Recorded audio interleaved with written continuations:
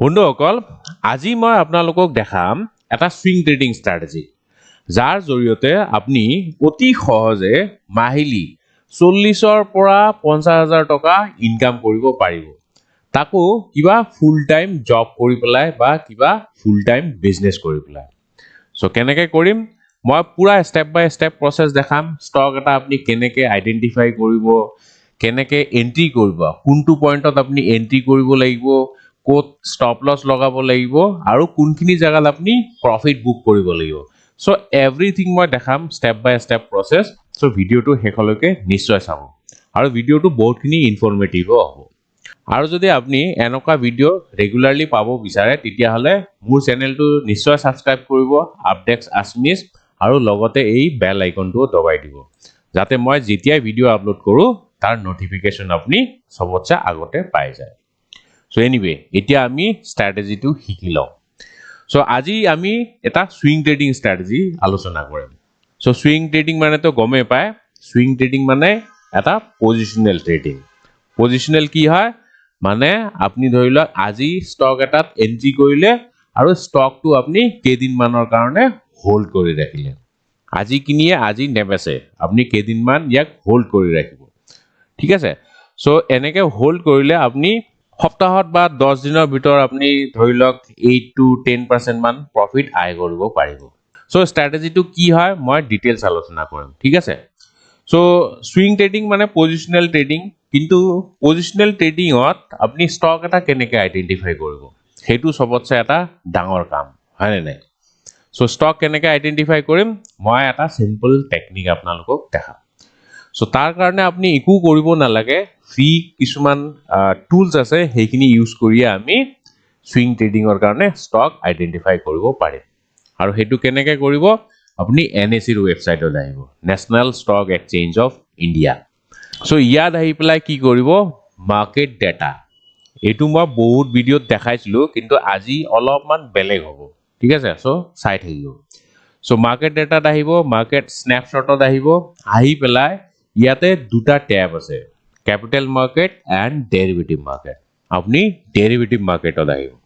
মই most of the স্ক্ৰিনাৰ capital মাৰ্কেটৰ দেখাইছো কিন্তু আজি মই এটা ডেৰিভেটিভ মাৰ্কেটৰ স্ক্ৰিনাৰ দেখাম ঠিক আছে আৰু হেতু কি হয় হেতুৰ কাৰণে আপনি অলপমান তলত আহিব আহি পেলাই ইয়াতে চাওক স্পাৰ্টস ইন ওপেন ইন্টাৰেষ্ট কি হয় হেখিনি মই ইমান ডিটেইলছত না যাও আপনি এতিয়া সদ্যতে ধৰি লওক ওপেন ইন্টাৰেষ্ট যত বেছি হৈছে তাত আপনি আহিব ঠিক আছে এইটো ট্যাবত আহিব আহি পেলাই ইয়াতে চাওক বহুতখিনি ইনফৰমেশন আছে বাই আন্ডাৰলাইং বাই ডিফল্ট আহি যায় সো ইয়াতে আপনি চাব ইয়াতে ওপেন ইন্টাৰেষ্ট কোনটোত বেছি আহি যায় আজি সবতছে ফিন Nifty 141.41% then bank nifty 77% so এইবিলাক তো ইনডেক্স হয় ইনডেক্সত তো আমি সুইং ট্ৰেড নকৰো কাৰণ আমি ক্যাশ মাৰ্কেটতে ট্ৰেড কৰিম সো সেই কাৰণে আপনি কি চাব লাগিব ইন্ডিভিজুয়াল ষ্টকৰ ভিতৰত ইয়াত কি আহিছে জেকে সিমেন্টত আজি স্পাৰ্ট ইন ওপেন ইন্টাৰেষ্ট মানে হঠাতে ওপেন ইন্টাৰেষ্ট বাঢ়ি গৈছে কিমান বাঢ়িছে 18.53 যিমান বেছি হয় হিমানে ভাল কিন্তু 18.53 নট ব্যাড আমি এটু কনসিডার কৰিব পাৰো কিন্তু বিলো 10% হলে আপনি তাক কনসিডাৰ কৰিব নালাগে ঠিক আছে সো জেকে সিমেন্ট তাৰনে জেকে সিমেন্টত আজি হঠাতে ওপেন ইন্টাৰেষ্ট বাঢ়ি গৈছে কিহৰ কাৰণে বাঢ়ি গৈছে নিশ্চয় তাত কিবা এটা গুড নিউজ আছে বা ব্যাড নিউজও থাকিব পাৰে ঠিক আছে ওপেন ইন্টাৰেষ্ট উপৰ ফালেও হ'ব পাৰে বা তল ফালেও হ'ব পাৰে মানে ষ্টকটোৰ মুভমেন্ট উপৰ ফালেও থাকিব পাৰে তলৰ ফালেও থাকিব পাৰে ঠিক আছে সো আমি চাৰ্টটো খুলি চাম আগে জেকে সিমেন্টটো উপৰলৈ গৈ আছে নে তললৈ গৈ আছে হেতু চাব লাগিব সো তাৰ কাৰণে আমি যিকোনো চাৰ্টিং সফটওয়্যাৰ ইউজ কৰিম সো জেকে সিমেন্টৰ এটা ডেইলি চাৰ্ট চাম ইয়াতে চাওক ইয়াৰ যোনটো ক্যান্ডেল আজিৰ ক্যান্ডেলটো এটা ৰেড ক্যান্ডেল হয় তাৰনে ইয়াত ডেফিনেটলি কিবা ব্যাড নিউজ আছে ঠিক আছে সেই কাৰণে ষ্টকটো আজি তললৈ নামি আছে সো আমি যেহেতু সুইং ট্ৰেড কৰিম পজিশনাল ট্ৰেড আৰু কেদিন মানৰ কাৰণে হোল্ড কৰিম আমাৰ ষ্টকটো বাঢ়ি থকা হ'ব লাগিব মানে ওপৰলৈ মুভ কৰি থকা হ'ব লাগিব বুলিশ মোমেন্টামত থাকিব লাগিব ঠিক আছে সো এইটো আমি ডিসকার্ড কৰিম কাৰণ ই তললৈ গৈ আছে বেয়াৰিশ ক্যান্ডেল ফৰ্ম কৰিছে সো নেক্সট এতিয়া চাও নেক্সট কোনটো স্টক আছে জিএনএফসি জিএনএফসি একবাৰ চাৰ্টটো খুলি চাম জিএনএফসি ইয়াতে চাওক চাৰ্টটো বিৰাট ধুনিয়া স্ট্ৰাকচাৰ ইজ ভেৰি পজিটিভ আৰু পজিটিভ কেনেকুৱা হেতুটো দেখিয়ে গম পাইছে ইয়াতে যদি মই এটা ওয়েভ বনাও হেতু এনেকুৱা ধৰণৰ দেখিব হয় নে তো এইটো এনেকুৱা ধৰণৰ মানে কি ইয়াতে লো বনাইছে ই লাহে লাহে ওপৰলে গৈ আছে আৰু যদি আপুনি এটা ট্ৰেন্ড লাইনও বনায় ট্ৰেন্ড লাইনটো এটা আপ ট্ৰেন্ড হ'ব ঠিক আছে তাৰমানে ই বুলিশ মোমেন্টামত আছে সো ইয়াত আমি কি কৰিব পাৰো এইটো ষ্টকত আমি লং পজিশন বনাব পাৰো মানে ষ্টকটো আমি বাই কৰি পেলাই কেদিনমান হোল্ড কৰিব পাৰো ঠিক আছে কিন্তু হোল্ড কৰাৰ আগতে ষ্টকটো কিনাৰ আগতে আপুনি চাব লাগিব ৰিস্ক ৰিৱাৰ্ড ৰেশিও ঠিকে আছে নে নাই মানে কিমানখিনি আপুনি ৰিস্ক লব আৰু কিমানখিনি আপুনি ৰিৱাৰ্ড পাব হেতুও চাব লাগিব যদি ৰিস্ক আৰু ৰিৱাৰ্ডটো ঠিক হয় তেতিয়াহে আমি ইয়াতে এন্ট্ৰি কৰিম ঠিক আছে সো প্ৰথমতে আমি ৰিস্কটো চাই লও যদি আমি এইটো ষ্টকত এন্ট্ৰি কৰো তেতিয়াহলে আমাৰ ৰিস্ক কিমানখিনি হ'ব সো ৰিস্ক চাবলৈ হলে আপুনি স্টপ লস টুৰ পজিশনটো জানিব লাগিব ইয়াতে যদি আপুনি এন্ট্ৰি কৰে কাৰেন্ট পজিশন এতিয়াৰ প্ৰাইস চলি আছে 682 মান ঠিক আছে স্টপ লস কোনখিনি লগাব লাগিব স্টপ লস লগাব লাগিব এইখিনি আৰু ইয়াত কিয় আমি স্টপ লস লগাম কাৰণ এইটো এটা সুইং পয়েন্ট হয় সুইং লো ঠিক আছে সো ইয়াতে যদি আমি স্টপ লস এটা লগাও তেতিয়া হলে কিমান পাৰ্সেন্টেজৰ ৰিস্ক হ'ব ইয়াতে চাও 6.5% 6.5% যদি ইমানখিনি ৰিস্ক আপুনি বেয়াৰ কৰিব পাৰে তেতিয়াহে আপুনি ইয়াত এন্ট্ৰি কৰিব আৰু যদি বেয়াৰ কৰিব নোৱাৰে সিম্পলি ডিসকাৰ্ড কৰি দিব বেলেগ এটা ষ্টক চাব ঠিক আছে সো মোৰ মতে সুইং ট্ৰেডিংত আপুনি ম্যাক্সিমাম 5 পৰা 6% মান ৰিস্ক লব লাগে তাতকে বেছি কেতিয়াও ৰিস্ক নলব সো 5 পৰা 6% ৰিস্ক মানে কিমান হ'ব যদি আপোনাৰ ক্যাপিটাল 1 লাখ হয় 5% ৰিস্ক মানে 5000 rupees যদি বাই চান্স আপোনাৰ ষ্টকটো স্টপ লস হিট হৈ যায় তেতিয়া হলে 5000 টকা আপোনাৰ লস হ'ব ঠিক আছে গতিকে এইটো আপুনি আগে চাই লব 5000 টকা পাৰি 5000 বা ম্যাক্সিমাম 6000 টকা এটা ৰিস্ক লব পাৰি 1 লাখ টকা কিন্তু তাতকে বেছি ৰিস্ক কেতিয়াও লব নালাগে ঠিক আছে সো গতিকে যদি এইখিনি ৰিস্ক আপুনি লব পাৰে তেতিয়াহে ইয়াত এন্ট্ৰি কৰিব নহলে ইয়াকো আপুনি সিম্পলি ডিসকাৰ্ড কৰি দিব ঠিক আছে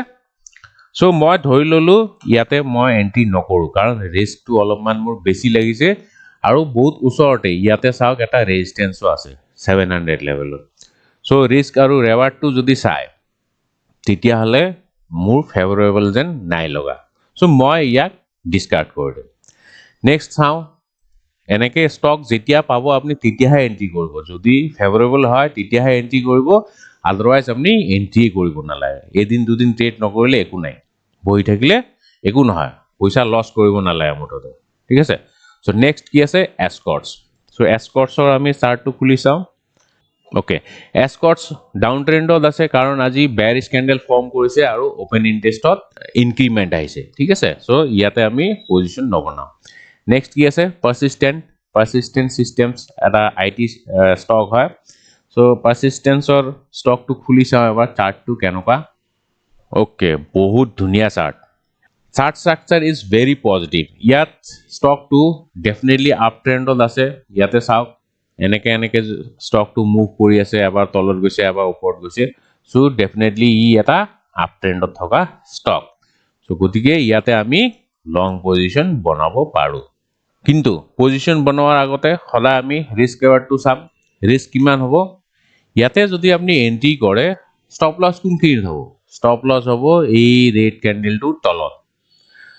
3500 সো ইয়াতে যদি আমি স্টপ লস লগাও আপোনাৰ ৰিস্ক কিমান হ'ব